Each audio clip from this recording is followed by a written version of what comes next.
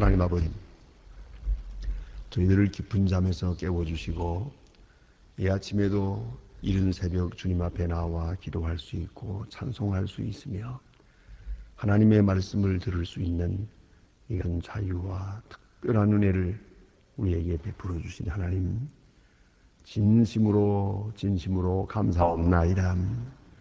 많은 죄악 가운데 건져주시고 많은 사람 가운데 구원해 주시고 많은 믿는 사람 가운데 또 특별한 열심을 주셔서 새벽을 알며 기도의 기쁨을 알며 또한 시은소의 그 감사를 깨닫고 오늘도 이렇게 은혜의 보좌 앞에 모이게 해주시오니 진심으로 감사하옵나이다. 하나님 아버지, 우리는 이 성전을 통해 주님을 만나게 하시고 이미 기록된 말씀을 통하여 주의 음성을 듣게 하시고 우리가 부르는 찬송을 통해서 주께서 우리에게 응답하심을 느낄 수 있게 하여 주시옵소서. 자비하신 주여, 순간순간 우리 마음 가운데 같이 계셔서 주님이 우리와 함께 하시며 얼마나 사랑하고 있는가를 확실하게 재확인하는 은혜의 시간이 되어지기를 기도하옵나이다. 하나님 아버지, 주님 앞에 저희들이 묻습니다. 이제는 주께서 한 사람 한 사람을 개별적으로 만나 주시옵소서. 진리의 말씀을 깨닫기에 방해되는 뜰이 있으면 다 제해버려 주시옵소서. 버려야 할 것을 버리고 끊어야 할 것을 끊고 잊어야 할 것을 깨끗이 잊는 그런 시간이 되게 하여 주시옵소서. 그리하여 주의 음성을 바로 듣게 하시고 개별적으로 듣게 하여 주시옵소서. 늘 듣던 말씀이지만은 오늘은 새롭게 듣게 하여 주시옵소서. 늘 기도했습니다마는 오늘은 주님께서 내 마음에 가까이 응답하시는 것을 깊이 체험하는 신비로운 아침이 되게 하여 주시옵소서. 혹 부득이하여 나온 사람 있겠지만은 이제 이 나옴이 얼마나 소중한 것을 깨닫고 내 한평생 새벽을 주께 바치리고 맹세하는 그런 시간이 되게 하여 주시옵소서. 항상 성령으로 함께 하시고 능력으로 함께 하사 주의 거룩하신 뜻이 오늘 우리의 생활을 통해 나타나게 하옵소서. 물질과 함께 살면서도 주님의 거룩한 능력을 체험하게 하시고 사람을 만나고 있지만은 그러나 그 모든 교제 속에서도 하나님의 음성을 듣게 하여 주시옵소서. 하나님 아버지, 이 하루가 참으로 복된 날이 되고 한평생 가장 귀한 날로 기억될 수 있게 해 주시옵소서. 특별히 기도하옵는 것은 교회가 교회된 본분을 다하게 하시고 하나님의 말씀을 바르게 전하고 바르게 듣고 바르게 전할 수 있게 하옵소서. 땅끝까지 전하는 거룩한 일에 귀한 사역을 잘 감당하게 도와주시옵소서. 여러 기관에서 이름 없이 빛 없이 주님께 충성을 다하는 신실한 주의 일꾼들에게 하나님이여 영육간에 양없는 축복으로 오늘 더해 주시옵소서.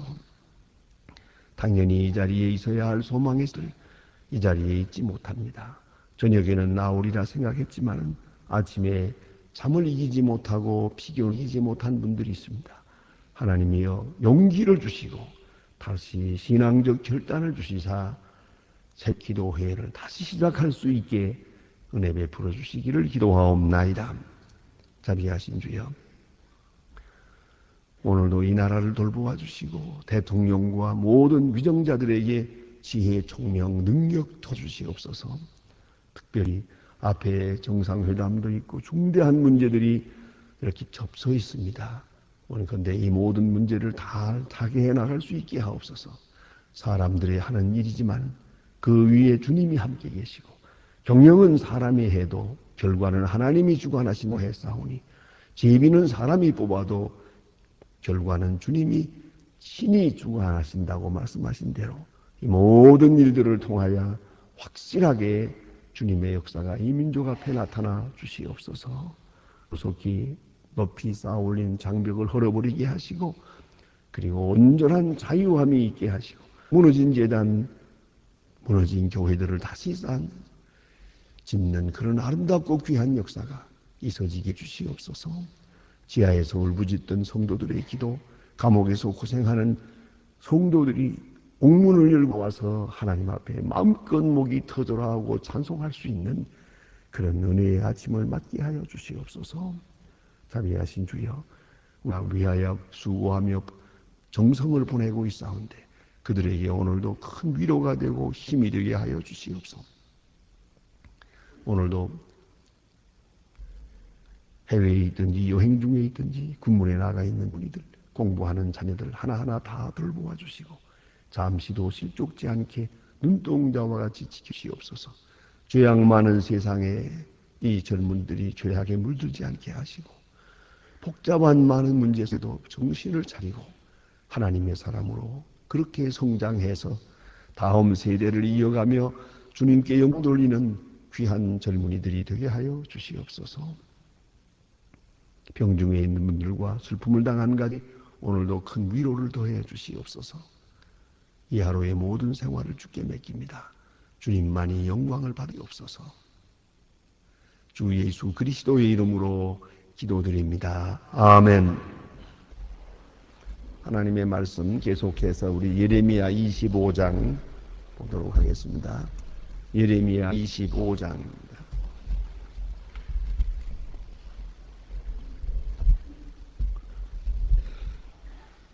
예레미야 25장 오늘 12절로부터 29절까지 봉독하게 되겠습니다. 예레미야 25장 12절로 29절까지입니다. 찾으시나 70년이 마치면 내가 바벨론 왕 그 나라와 갈등 명령을 방묻게 하리. 내가 그 땅에 대하여 선한다. 또한 예레미야가 열방에 대하여 예언하고 이 책에 기록한 나의 모든 말을 그 땅에 임하게 하리. 여러 나라의 황판 그들로 자기의 욕군을 삼으리라. 내가 그들의 행위와 그들의 손에 명한 대로 행하였으니라. 이스라엘의 하나님 여호와께서 이같이 말씀하시오. 내가 요즘 손에 진노의 잔을 받아가지고 내가 모든 나라로 마시게 하라. 그들이 마시고 비틀거리며 미치니 그들 중에서 칼을 보내면 같으니라 하시고 내가 여호와의 손에서 그 잔을 받아서 여호와께서 나로 보내신 바 그 모든 나라로 마시게 하되 예루살렘과 열과 그 방백들로 마시게 하였더니 그들이 열방과 놀램과 조소와 저주를 당함 오늘과 같으니라. 또 애굽 땅에서 바로와 그 신하들 그 방백들 모든 백성 모든 삼족과 우스와 모든 낭박들 블레셋 사람들의 땅의 모든 아스굴라와 가사와 이그라임 아스닷과 남은 자와 모뎀과 모압과 아몬과 선과 두로의 모든 왕 시돈의 모든 바다 저편의 섬들과 두단과 데마와 부스와 샌들을 모지를 깎은 다와 사마리아와 모든 왕 광야에 거하는 잡초가 왕과 시므리의 모든 왕 엘람의 모든 왕과 메대의 모든 왕과 북방의 왕과 모든 왕과 지면에 있는 세상의 모든 나라로 마시게 하니라. 세상이 그 후에 마시리. 너는 그에게 이르기를 만군의 여호와 이스라엘 하나님의 말씀이 너희는 취하라 토하라 엎드러지고 다시는 가지 말라. 내가 내 땅의 모든 중에서 칼을 보냄을 인함이니라 하셨다 하라. 그들이 방한 일에 네 손에서 잔을 가지고 마시기를 거절하거든 너는 그들의 이르기를 만군의 여호와의 말씀 너희를 반드시 마시리라. 내가 이 이름으로 일컬음을 받는 모든 대항인에게 이 말이로 시작하였으니 너희가 어찌하여 네 형벌을 떠날 수 있으랴. 면치 못하리니 이는 내가 칼을 불러 세상의 모든 거민을 칠 것임이라 하셨다 하라. 만군의 여호와의 말이니라. 아멘. 유명한 사회학자 커밍웍이라고 하는 분은 이제 그런 말씀을 하고 있습니다. 이 세상에서 성공적으로 살기 위해서 또 바르게 살기 위해서는 사람은 네 가지를 갖추어야 한다 그렇게 말합니다. 더구나 오늘 21세기를 앞둔 이런 아주 기술 문명의 세대에서는 이 네 가지를 갖추고 살아가야 한다. 제가 지능입니다. 아주 요새는 모든 것을 이렇게 컴퓨터로 하는 그런 세상이기 때문에 지능이 가지고는 아무리도 할 수가 없습니다. 그런 것이 볼 수가 있기 때문입니다. 요새 젊은 사람들이 조그마한 핸드폰에 있는 그 숫자 가지고 그러다 글자를 새기는 걸 볼 수 있습니다. 그런데 그걸 말입니다. 1분에 600자를 새긴다는 거 아닙니까? 그러니까 1초에 10자입니다. 그거 타이프라이터가 아니고 그 조그만 걸 들고 그거다 이렇게 해가지고 편지를 보내고 받고 합니다. 자, 이런 세상인데 이 컴퓨터가 뭔지도 모르는 사람들이 살아남겠습니까? 그러니까 그런 이 지능이 높아야 되고요. 또 한 가지는 그보다도 중요한 것은 지능은 나더라도 지식이 없으면 안 됩니다. 그렇지 말하면 지능은 하드웨어고 지식은 소프트웨어나 그러니까 말하자면 공부를 하지 않는다면 아무리 머리가 좋은 사람이라도 그건 빈상자입니다. 빈상자. 그걸 알아야 됩니다. 그러니까 머리 좋은 것에다가 많은 것을 입력을 시켜야죠. 기술입니다. 몸에 익히지 않으면 지식이라는 소용이 없습니다. 그건 죽은 지식입니다. 그러니까 그 지식을 내 감성에 또는 내 몸에 내 의지에 이걸 익혀야 됩니다. 그래서 쉽게 말해서 이런 걸 먹으면 나쁘고 저런 걸 먹으면 좋다. 아침에 일찍 일어나는 건 좋은 것이다. 그러면 일찍 일어나야지. 일찍 일어나야 한다고 알기만 하고 옳은 말씀이지 해놓고는 한 일을 하면 무슨 소용이 있어요. 밤에 무엇을 먹는 것은 나쁘다. 그 말은 잘하면서 밤에 먹고 밤새껏 배가 꾸물꾸물하니 이 미련한 사고 무슨 얘기를 해요. 이건 소용없는 거예요. 이런 사람은. 그러니까 이제 우리가 자 보세요. 이 지능이 있고 지식이 있고 기술이 있고 그 다음에 또 네 번째가 자세옷이다. 애티튜드라는 겁니다. 삶의 자세. 커밍옥은 이걸 말하는 것입니다. 삶의 자세가 그 사람의 운명을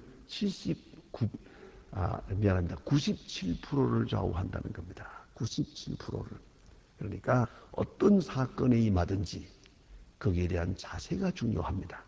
사람을 만날 때 자세가 중요합니다. 책을 볼 때도 자세가 중요합니다. 예배 드릴 때 자세가 아주 중요합니다. 특별히 기도할 때 마음의 자세, 몸의 자세 아주 중요한 것이옵니다. 그러면 삶의 태도, 이 자세에 따라서 운명이 좌우된다. 뭘 말하는 것이냐 하면 자, 오늘 우리가 장적으로 생각해 보면 어떤 사건을 당하느냐 그게 중요하지 않습니다. 내가 어떤 자세로 이것을 받아들이느냐 하는 것입니다. 어떻게 대처하느냐 하는 겁니다. 이스라엘 사람들, 유대 사람들에게 지금 큰 사건이 있습니다. 자, 바벨론 사람들이 쳐들어와서 이 나라를 짓밟아 버립니다. 포로해가지요. 남은 사람들 다 능욕하지요. 예루살렘 성전을 다 회파해 버리지요. 성곽을 다 무너뜨렸지요. 엄청난 사건이 있는데 자 이제 어떻게 해야겠습니까? 이 사건 앞에서 그 자세가 중요한 겁니다. 자, 우리가 일반적으로 생각할 때는 절망하기 쉽습니다. 다 망했다. 끝났다. 이것은 큰 죄입니다. 절망은 불신이요 불신앙은 바로 하나님께 대한 반항입니다. 이게 가장 결정적인 죄입니다. 절망해도 안 되고 또 그런가 하면 이제 와서 바벨론을 원망해도 안 됩니다. 이 성경이 말씀하는 게 그겁니다. 바벨론은 하나님의 종입니다. 지금 느부갓네살은 하나님의 종이에요. 이 시간은 하나님께서 그를 통해서 예루살렘을 치는 겁니다. 그런 거로 느부갓네살이 어떤 사람이냐, 그 사람이 얼마나 잔악냐, 그 물을 것도 없습니다. 문제는 그 뒤에 하나님이 계시기 때문이요. 언제나 우리는 생각합니다. 역사의 주인은 하나님이십니다. 역사의 주인은 하나님이시죠. 선자도 주관하시지만 악한 자도 저 뒤에서 하나님이 주관하고 계시는 겁니다. 초월적으로 역사합니다. 좋은 일만이 내게 주신 복이 아닙니다. 악한 아주 원치 않는 사건이 터집니다. 실패가 있고 질병이 있고 모약당하는 일이 있고 배신당하는 일이 있고 아주 억울한 일이 있겠습니다만은 그때 내가 어떤 자세로 임하느냐 하는 것이죠. 그 사람을 미워할 것도 없어. 악인의 형통을 부러워할 것도 없고요. 하나님은 어째서 저 악한 사람에게 힘을 주시고 아니 하나님의 뜻대로 살려고 하는 하나님의 백성에게 이렇게 나약함과 또 이런 어려운 곳을 주실까? 그렇게 비교할 필요가 없습니다. 문제는 하나님과 나와의 관분이요. 누가 내게 손을 대느냐, 누가 내 자산을 손해를 입혔느냐, 누가 나를 괴롭히느냐, 그거 상관할 것도 없습니다. 변명할 것도 없습니다. 오직 하나님 앞에 내가 어떤 모습으로 섰는가 하는 것입니다. 내가 바로 서면 지난 오늘의 사건이 큰 의미가 있어지고요. 내가 이 자리라도 바로 서기만 하면 이 사건을 통해서 하나님은 밝은 미래를 창출하기 때문입니다. 그런 거로 두려워할 것 아무것도 없습니다. 여러분 어떤 일이 있어도 누구 원망하지 마세요. 그건 무엇이에요? 신앙이 아니에요. 내게 대해서 흡수한 말했다고 그래가지고 뭐 전화 걸어서 왜 이랬느냐 이러지 마세요. 그건 불신앙이. 내 재산을 누가 뺏어갔다. 이것을 뺏어간 것은 하나님이시지 그 사람이 아니에요. 누가 깍하다 누가 어떻다 세상이 어떻다 탓할 것 아무것도 없습니다. 그것이 바른 자세예요. 오늘 예루살렘에 있는 유대 사람들 바벨론 왕이 쳐들어옵니다. 그러나 바벨론 왕 원망할 것 없어요. 조금도 그 때문에 원망하지 말아야 돼요. 애항하지도 말아야 돼요. 심지어는 바벨론 왕 뒤에 하나님이 계시기 때문에 바벨론 왕에게 항복하라. 항복하고 하나님이 다시 길을 열어주실 때까지 기다리라. 그것이 하나님 말씀이에요. 인간적으로 생각하면 나약한 것 같고 잘못되는 것 같고 자기가 상실되는 것 같고 자존심이 상하는 것 같고 그러잖아요. 그러나 이건 문제가 아니에요. 하나님 앞에 그래서 하나님 앞에 잘못된 지난 날을 회개해야죠. 그게 중요합니다. 전에 일본 사람들이 우리 한국을 와서 쳐들어와가지고 있을 때, 36년 또 괴롭힐 때, 우리나라에 있는 사람들도 둘로 갈라진 거예요. 하나는 어쩐 일본 사람들하고 싸워야겠다. 여기서 못 싸우겠으면 나가서 일본 놈은 죽여버려야겠다. 이러고 주잖아요. 실제로 그런 일이 있어서요. 한 사람 죽여놓고서는 그 다음에 일본 사람들이 보복을 하는데요. 수백 명이 죽었죠. 그래, 일본 사람들이 보기 싫다고 해서 그 파출소 하나 습격하고 그 다음에 수백 명이 대신 죽었음이 잘한 겁니까? 못한 겁니까? 이게 무슨 쓸데없는 이게 만행입니까?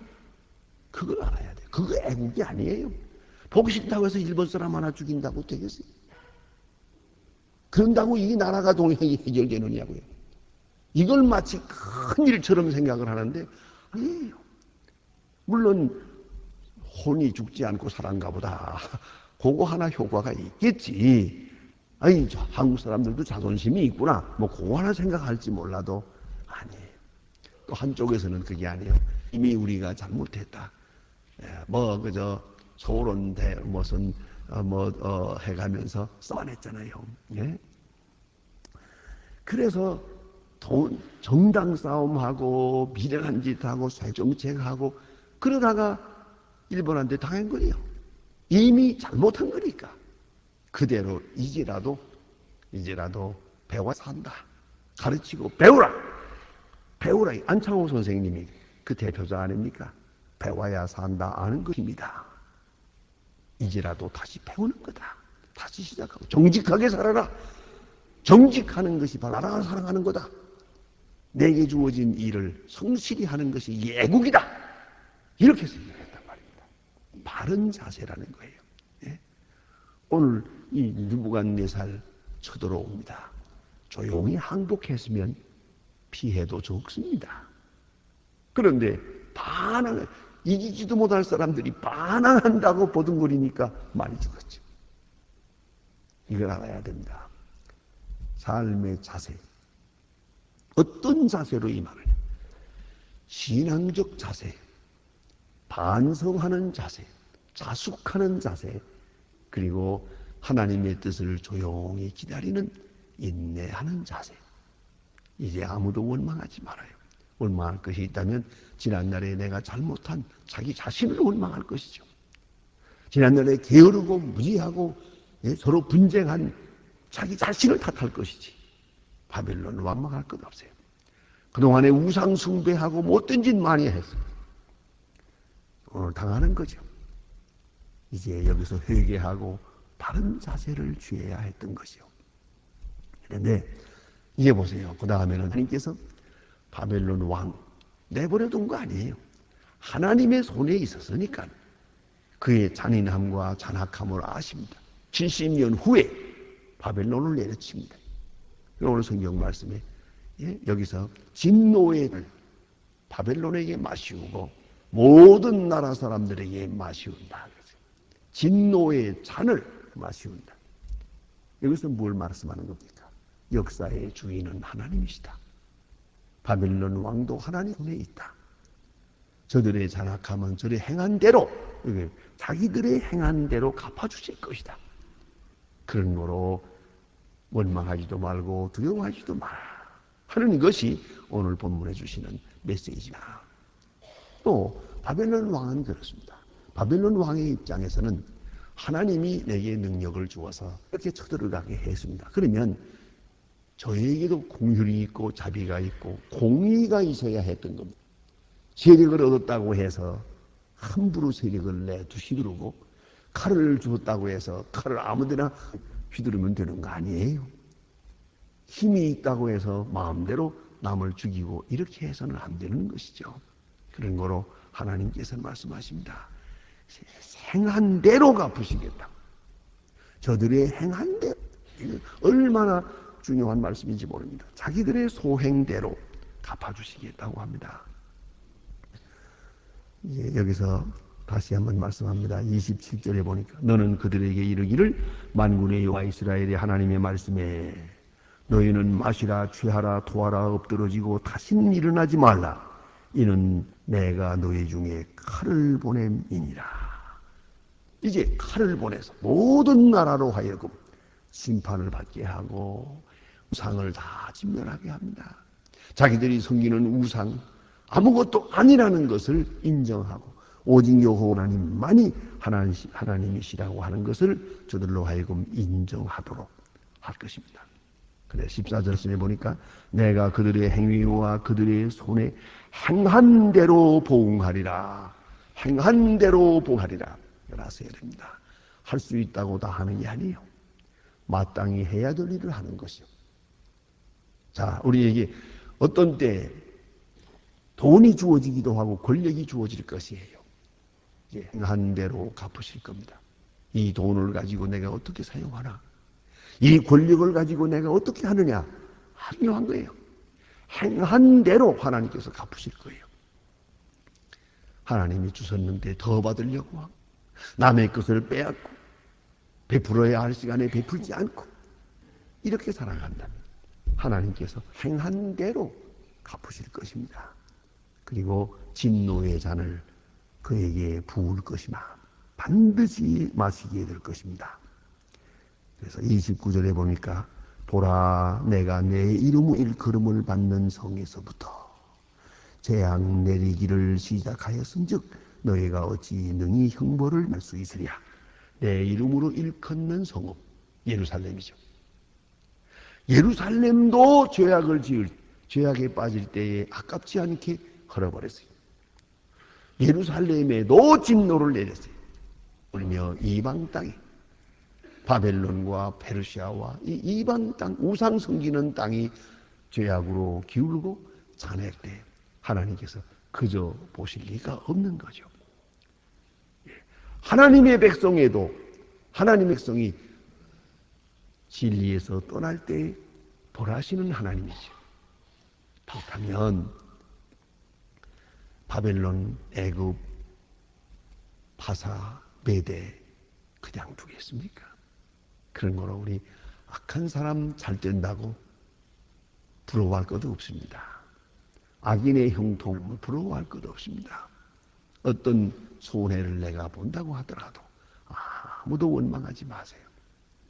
이 모든 일로 하여금 내가 하나님 앞에 바로 서도록, 하나님 앞에 발에 무릎을 꿇도록, 바른 자세로 살아가도록 하나님께서 인도하시는 하나님의 특별 비상조치라는 걸 잊지 말아야 돼요.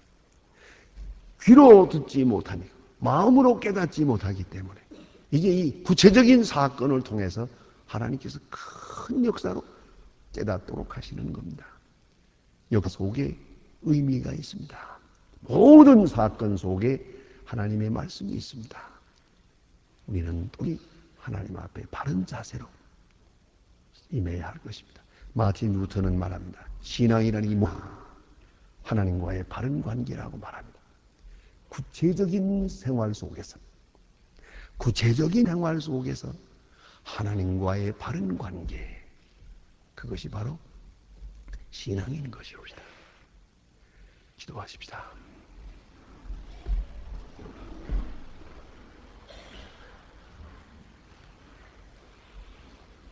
하늘에 계신 우리 아버지시여, 이름이 거룩히 여김을 받으시오며 나라의 임하옵시며 뜻이 하늘에서 이룬 것이 땅에서도 이루어지 오늘날 우리에게 일용할 양식을 주옵시고 우리가 우리에게 죄진 자를 사하여 준 같이 우리 죄를 사하여 주옵시고 우리를 시험에 들게 하지 마옵소서. 다만 악에서 구하옵소서. 내게 나라와 권세와 영광이 아버지께 영원히 있사옵나이다. 아멘.